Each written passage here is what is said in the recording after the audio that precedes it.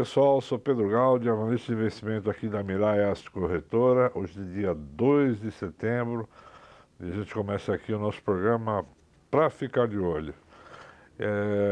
A ideia desse programa é a gente fala sobre temas diferentes, né?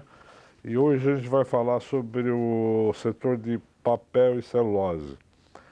É uma commodity, né? A celulose acaba sendo uma commodity importante.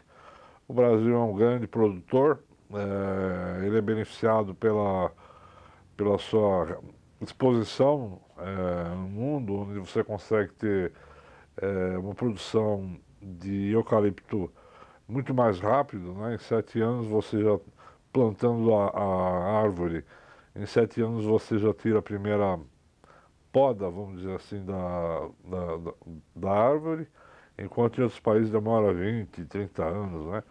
Então, assim, o Brasil é muito competitivo nessa questão de celulose, né, branqueada. Bom, vamos começar falando sobre o setor. O setor aqui tem duas empresas de capital aberto, Suzano e a Klabin. A Suzano é a maior empresa de celulose do mundo, né? A Klabin está crescendo substancialmente. Ela criou, ela não tinha celulose, ela era só papel. Ela comprava ali a celulose de terceiros. Aí ela criou uma planta de celulose, apesar de ter florestas enormes. Ela criou o projeto Puma, onde ela constituiu uma unidade de produção de celulose. E agora entrou em operação a unidade Puma 2, que é uma máquina de papel que vai usar celulose, né, parte dessa celulose para produzir papel. Celulose, por ser uma commodity, e o Brasil por ser um grande produtor, então assim você tem uma demanda mundial, são ciclos, né? Quando você tem a demanda, o mundo crescendo muito forte, a demanda muito forte, os preços sobem, claro.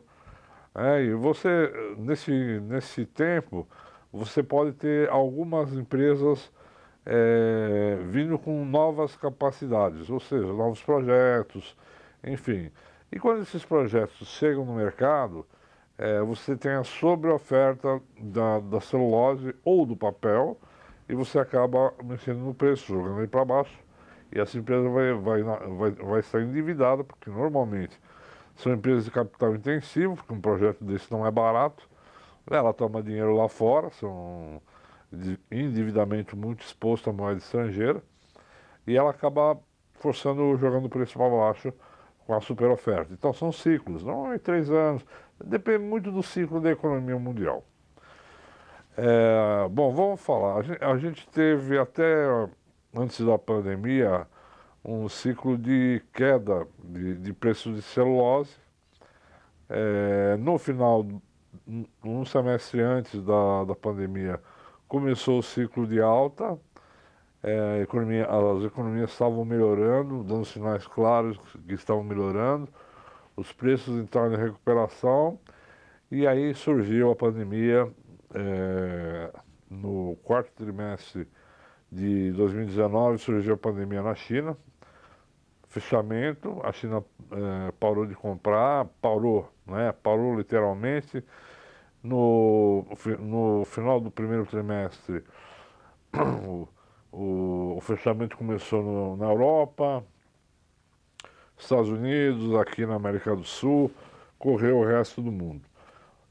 A China saiu primeiro dessa questão da pandemia, do isolamento da pandemia, a economia começou a produzir mais forte, se antecipando, né, a retomada do lado ocidental, e eles foram comprando commodities à vontade, né, porque estava voltando, né, as fábricas a produzir, os estoques estavam baixos das próprias empresas, então os preços estavam baixos, a China limpou o tacho, né, de commodities de uma forma geral a preços muito interessantes.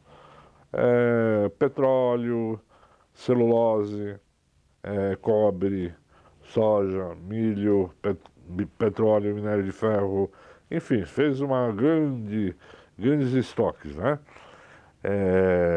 E logicamente, a partir do momento que esse crescimento econômico foi acontecendo no mundo, né? Os preços das commodities continuaram subindo, né? O preço da celulose se deparou com uma situação muito interessante. Primeiro porque a China, ela formou um estoque muito grande e ela não aceitava e não aceita aumento de preços de celulose como o lado da Europa e Estados Unidos aceita aumentar preço. Vocês vão estar vendo aqui nesse gráfico os estoques na China de celulose. Hoje em julho 21, né? Julho, os estoques estavam mais ou menos em 1.800 mil toneladas, que é um ponto, se você olhar para trás, é um ponto relativamente alto. Ou seja, eles não aceitam ficar pagando aumento de preço porque eles têm estoques. E como eles têm estoques de vários produtos, outras commodities, o que eles fizeram foi, para algumas commodities, passar a vender esses excedentes, né? Não foi o caso da celulose, né? Não foi o caso do minério de ferro, mas ela fez isso com algumas outras commodities e teve sucesso em derrubar preço. No caso da celulose, ela simplesmente não aceita pagar aumento de preço. Quando você olha no gráfico ao lado, você vê os estoques nas outras regiões, né? Você vê que os estoques nos países da Europa, eles estão num nível baixo, alguma coisa na faixa de 1.000 toneladas, né? Então, por estar num patamar baixo, eles aceitam, né, os repasses de aumento de preços quando anunciados pelas produtoras, né? Nesse quadro seguinte, vocês vão estar olhando o gráfico de preços na Europa e o gráfico de preços na China. E aqui vocês vão ter os preços do BHQP, que é a fibra curta, e o NBSQ, que é a fibra longa. Então, só para entender o que é isso, fibra curta, ela é feita de eucalipto, e fibra longa é feita de araucária. Fibra curta predomina no nosso país por condições climáticas, né? E por isso que eu falei que o Brasil é privilegiado, né? Que ele produz grande quantidade de fibra curta, justamente por essas questões climáticas. Mas ele tem araucária, assim, na parte sul do país, onde o clima é mais voltado ao frio. E na região da Europa, Canadá, Norte dos Estados Unidos, a produção é mais da fibra longa, né? Agora você olha os preços, você vê que a fibra... Bom, eu vou pegar a média, tá? Entre o preço da fibra curta e fibra longa, porque o gráfico mostra em si a demanda por cada tipo de celulose. Mas se a gente pegar em agosto de 2021, a média de preço entre fibra curta e fibra longa na Europa estava girando na faixa de 1.100 dólares, mais ou menos, né? Aí quando você olha na China, e olha, perceba que o gráfico na Europa, eles estão apontando para cima, ou seja, as empresas estão conseguindo aumentar preço normalmente. Agora, quando você olha o gráfico da China, o preço médio deles está na faixa abaixo de 800 dólares, 750 dólares mais ou menos, né? E quando você pega, por exemplo, a fibra curta, que é a que predomina no Brasil, está abaixo tá, um pouquinho acima de 600 dólares. E olha a tendência da curva, é para baixo, né? Então as empresas não conseguem aumentar o preço de celulose na China justamente por conta daqueles estoques que ainda estão elevados. A China está brigando para manter preços dos commodities baixos, e para o setor está sendo difícil aumentar. Bom, e agora você tem a Covid-19, né, a cepa Delta, que está impondo uma certa preocupação no mundo. Se as economias retomarem, com certeza o preço da celulose vai continuar subindo e esses estoques da China, quando forem liquidados, se ela voltar a crescer rapidamente, isso tudo volta ao normal. O gráfico seguinte, a gente tem duas empresas de capital aberto, Suzano e Klabin.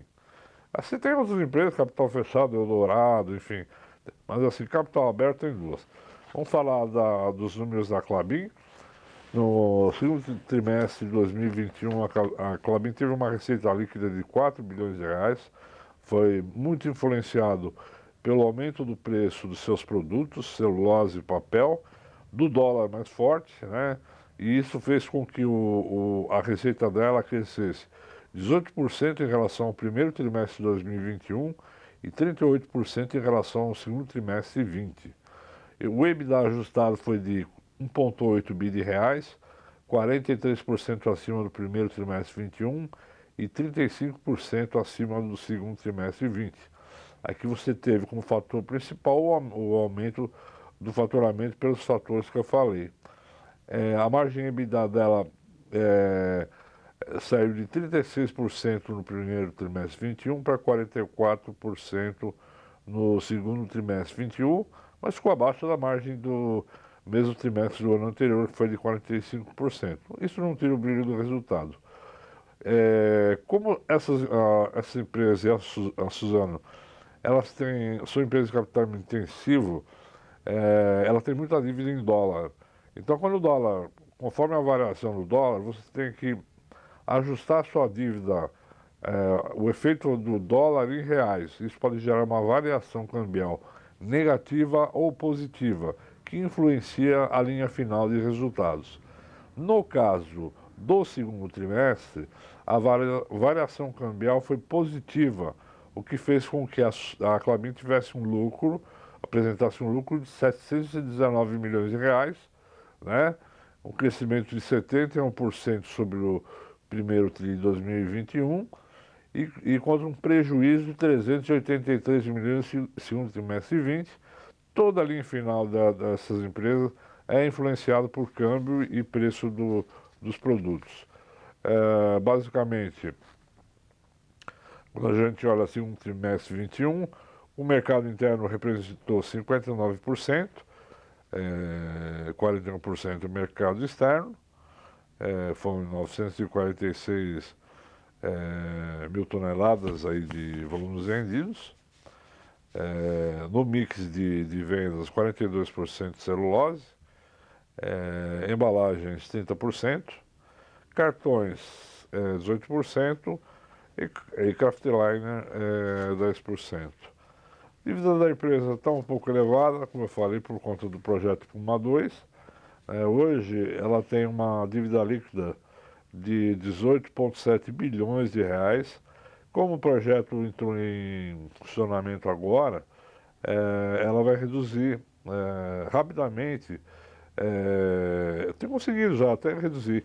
A dívida líquida EBITDA caiu de 4 vezes em março de 2021 para 3,6 vezes em dólar. Em reais caiu de 4,2 para 3,3 vezes. Vai melhorar bastante o resultado da Klabin daqui para frente, mas a dúvida é preço de celulose no mundo, principalmente versus evolução da Delta. Já a Suzano, ela também vende embalagem, mas o forte dela é realmente a celulose. A receita líquida dela foi de 9,8 bi de reais no segundo trimestre 21, foi 11% acima do primeiro trimestre 21, 23% acima do segundo trimestre 20. Lembrando que, como eu falei, era a maior empresa de celulose do mundo. EBITDA ajustado foi 6,9 bi de reais, 22% acima do primeiro trimestre 21 e 43% acima do segundo trimestre 20. O lucro líquido dela, a margem de EBITDA dela pulou de 52% no segundo tri 20 para 60%. Foi uma senhora margem, foi um excelente resultado operacional que a Suzano apresentou. Por conta desse efeito câmbio que deu lucro na Klabin, a Suzano também é a mesma coisa, tem capital intensivo, exposição ao dólar, ela acabou tendo um lucro líquido de 10 bilhões de reais, né? Contra um prejuízo de 2,8 bi no primeiro trimestre de 21 e um prejuízo de 2 bilhões de reais no segundo trimestre de 20. Um belo resultado no segundo trimestre de 21, muito influenciado por conta do preço melhor da celulose, principalmente quando você olha Estados Unidos e Europa, e o dólar, né, que ajudou. O volume de vendas do segundo trimestre foi de 2,6 milhões de toneladas, foi muito bom. O preço da celulose médio dela pulou de 523 para 629 dólares a tonelada. E na questão de endividamento, a dívida líquida dela é de 56 bi de reais. Isso dá uma relação dívida líquida de 3,1 vezes. Também vem reduzindo. Ela estava em 3,9 vezes em março desse ano e já baixou para 3,1, quer dizer, está melhorando bastante. É isso, é um setor potencial, mas a gente tem que ficar muito de olho na questão do dólar e do delta, se ela vai causar uma crise, se ela vai atrapalhar o crescimento econômico mundial. A gente volta logo mais falando de outro setor. Um abraço a todos, até lá. Você gostou desse vídeo e quer receber semanalmente as dicas dos nossos especialistas? Então se inscreva no nosso canal e ative o sininho de notificação. Se você possui alguma dúvida ou deseja algum esclarecimento, entre em contato conosco através dos nossos canais de atendimento que vão estar aqui na descrição do vídeo. E não se esqueça de curtir esse vídeo, compartilhar e comentar, deixar aqui seu feedback para que a gente possa estar trazendo mais conteúdos como este. Muito obrigada!